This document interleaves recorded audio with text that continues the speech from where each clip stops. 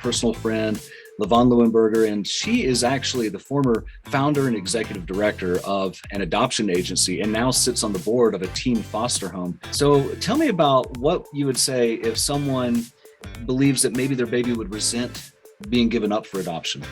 Yeah, when I was in the adoption agency, people would come up to me all the time, say, "Oh, I was adopted." I'm like, and I always ask them, like, "Oh, have you met your birth mother?" And they said, if they said yes, I'm like, "What did you say to her?" And they said, "I thanked her."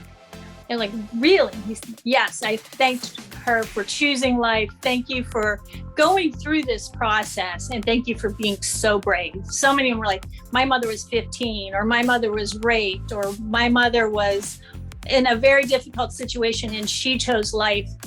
And I looked her up so I could thank her." There is not one person I've ever heard go, "I looked at her to tell her I hate her." That's never, ever an issue.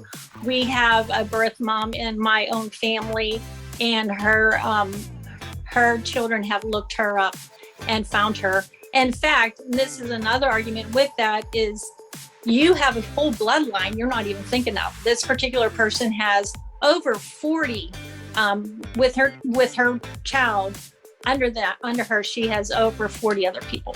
So it's like, this is big. I don't know if I ever mentioned this to you, because it was never a big deal to our family, but my mom was adopted. And for us, It was just a natural, normal thing. Yeah.